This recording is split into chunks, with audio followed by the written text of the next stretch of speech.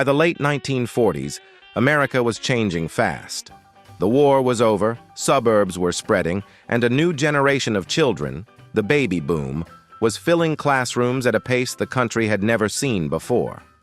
Getting those kids to school safely every morning and every afternoon became a national priority. But the buses of that era weren't quite up to the task. Most school buses on American roads before 1950 were little more than wooden or metal bodies bolted onto truck frames. They rattled down country roads, stiff riding and often lacking the safety features that parents and school boards were beginning to demand. They worked, but they weren't designed with children in mind. What the post-war years required was something sturdier, safer, and built for the long haul, a bus created for schools from the ground up. That's when Blue Bird, a Georgia company already known for school bus bodies, stepped forward with a bold idea. In 1949, they unveiled the prototype of a new machine, one that looked more like a city transit coach than a converted truck.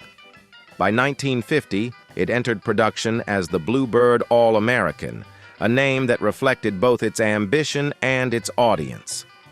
Then came 1952, the year that truly set the All-American apart. For the first time, Blue Bird used its own proprietary chassis rather than relying on truck underpinnings. That single step transformed it from just another school bus into a purpose-built vehicle, a machine designed from bumper to bumper for the safety and comfort of America's children. The All-American wasn't just another school bus. It introduced Americans to what came to be known as the Type D design. In the industry, that meant transit style. To the average parent or student, it meant the bus looked a lot more like the city coaches rolling down Main Street than the boxy trucks of old. With its flat nose, the windshield sat directly above the front axle, and the entry door was placed ahead of the wheels. That layout gave drivers better visibility of children stepping on and off, and it made the bus feel more modern and professional. Within the Type D family, Blue Bird built two distinct versions, front-engine FE and rear-engine RE. The FE, as the name suggests, placed the engine right beside the driver under a short hood. Mechanics appreciated the easier access under that panel, and school districts liked the lower price. But drivers often remembered the heat and noise that came with sitting inches from a roaring diesel. The RE solved that problem by pushing the engine all the way to the back. From the driver's seat, the ride was quieter and cooler, and the front entrance could be wider, allowing children to step on board more easily. Still, when it came time to service that rear power plant, mechanics often muttered that it was a tighter squeeze. Both versions had their fans, and together, they showed how the All-American could adapt to the different needs of school systems across the country. As the decades rolled on, the All-American didn't stand still. It evolved, generation by generation, always keeping its familiar silhouette but refining the details in ways that students, drivers, and mechanics all noticed. The first generation, built from 1950 to 1956, was straightforward and almost box-like. Square windows, a flat roofline, and simple body panels reflected the utilitarian mood of post-war America. These buses were rugged, but there was nothing fancy about them. The second generation, stretching from 1957 all the way to 1988, is the one most Americans remember. This was the classic All-American, tall, commanding, with a look that seemed to define what a school bus should be. For many boomers and Gen Xers, those long years of riding to class or to football games were spent inside one of these yellow giants. By the third generation, from 1989 to 1998, the cockpit received serious attention. Blue Bird added new mirror systems, improved the driver's sight lines, and redesigned the dashboard for better ergonomics. It was still an all-American, but with touches that made a tough job a little easier. The fourth generation, sold from 1999 to 2013 and often labeled A3 or D3, introduced a more rounded exterior. The windshields curved gracefully, The bodywork was less angular, and the whole bus carried a more modern appearance. The brief fifth generation, 2010 to 2013, was essentially a transition, a short run that bridged old and new. Finally, the sixth generation, unveiled in 2014 and known as the T3, brought the All-American into the present. With updated styling, improved driver comfort, and options for alternative fuels, it still looked like the iconic yellow bus, but now it was ready for the 21st century. While the outward look of the All-American changed with each generation, what lay underneath gave it its legendary durability. Starting in 1952, Bluebird built the bus on its own proprietary chassis rather than borrowing from truck makers. That decision set the All-American apart because every nut, bolt, and weld was designed with school transportation in mind, not freight hauling or general delivery. The body itself followed the high floor pattern, with children climbing several steps to reach the aisle. That raised floor wasn't just for looks. It allowed stronger crossmembers and frame rails underneath, giving the bus more rigidity and a longer service life. Along the sides, Bluebird added its signature rub rails, heavy steel bands that helped absorb side impacts and kept the sheet metal from crumpling at the first bump. Above it all, the roof carried a gentle arch. That curve wasn't simply aesthetic. It gave the bus extra strength in case of a rollover, distributing weight across the frame rather than collapsing inward. Combined, these design elements made the All-American one of the toughest school buses on the road, with many districts keeping theirs in service for 12, 15, even 20 years before retirement. Of course, a school bus is only as good as the engine that pulls it through rain, snow, and the daily grind. The All-American's long history is also a story of changing power plants, each reflecting the technology of its time. In the 1950s, most models relied on gasoline engines supplied by Ford and General Motors. These big inline sixes and V8s were familiar to mechanics, easy to service, and adequate for the shorter hauls of the era. But as routes grew longer and passenger loads heavier, gas engines began to show their limits. By the 1960s through the 1980s, diesel power became the rule. Detroit Diesel's famous 671 inline six and the later 6 V92 two-stroke V6 gave the All-American its distinctive growl and the torque to climb hills with a full load of kids. Many buses of this period also carried the Caterpillar 3208, a V8 diesel that earned a reputation for toughness in fleets across the country. The 1990s and 2000s brought a new generation of cleaner, more efficient diesels. Cummins engines like the B5.9, C8.3 ISC, and L9 became staples, while Caterpillar's C7 appeared in thousands of units. Around this time, natural gas also entered the picture.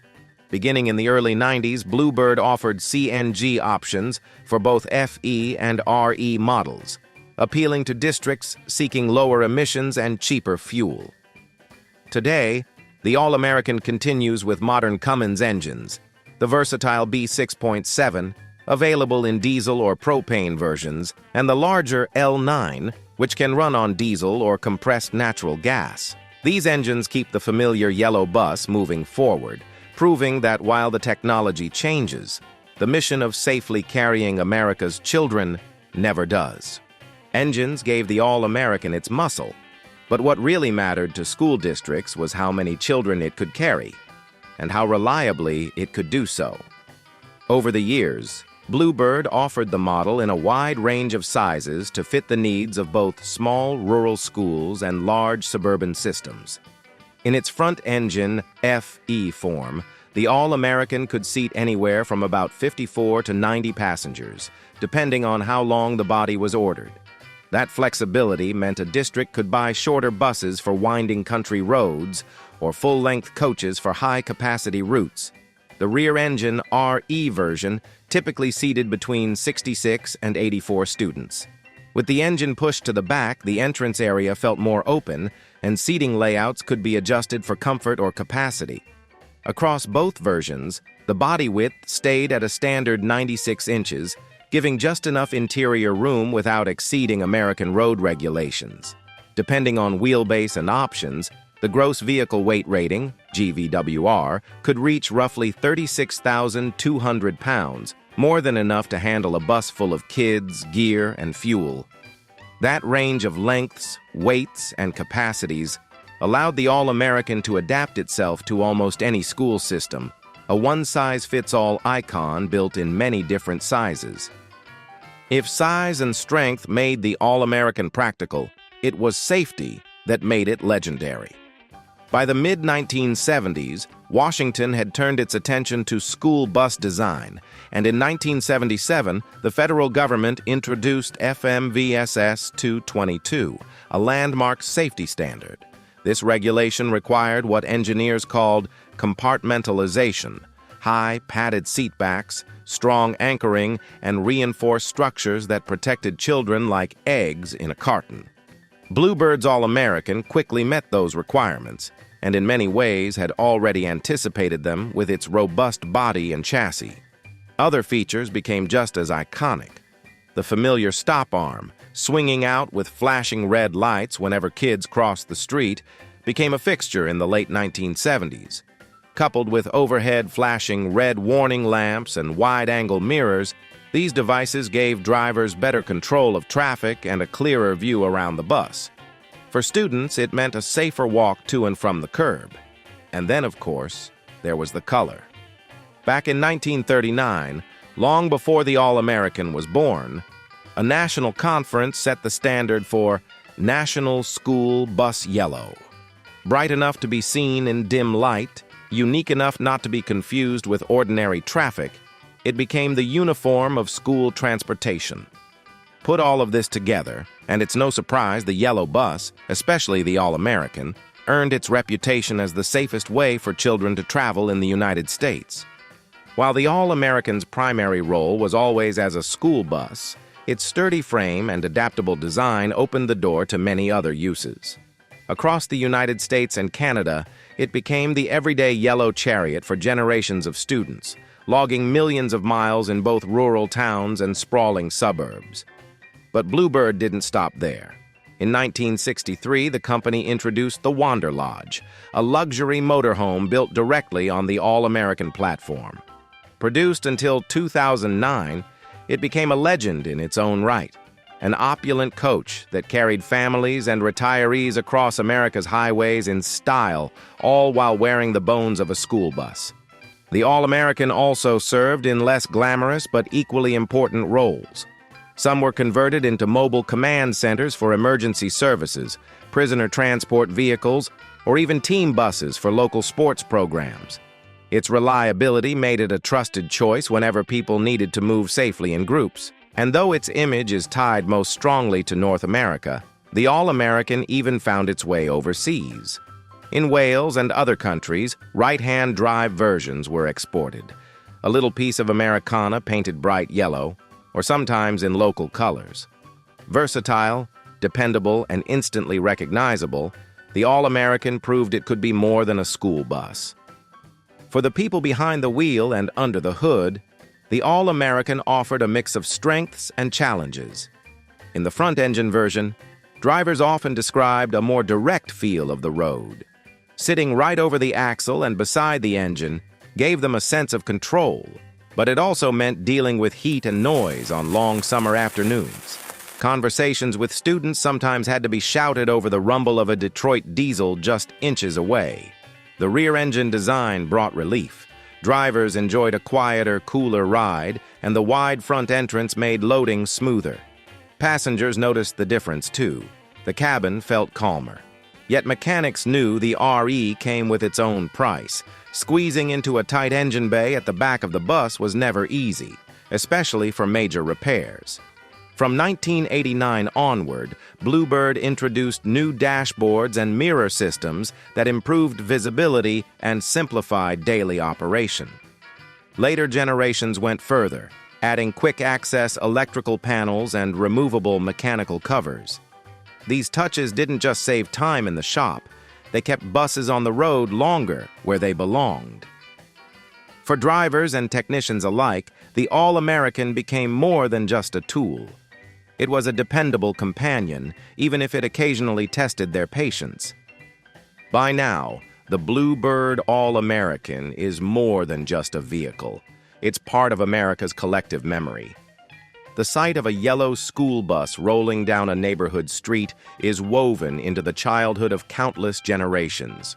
From the first nervous ride to kindergarten to the excitement of a Friday night football trip, the All-American carried not just students, but stories. That image spread far beyond the schoolyard. The yellow bus has appeared in movies, television shows, children's books, and even paintings. It became a global shorthand for American education, instantly recognizable from Tokyo to London, whether or not the viewer had ever set foot inside one. What makes the All-American remarkable is its ability to evolve without losing its soul. From gasoline engines in the 1950s to thundering diesels, from natural gas in the 1990s to the quiet hum of electricity today, it has adapted to each era. The rugged workhorse of the mid-20th century now shares DNA with the electric school buses of the 21st. And now we turn to you. Do you remember riding an All-American, maybe on daily routes or field trips across town? Share your memories in the comments, and let's keep this piece of America's story alive together.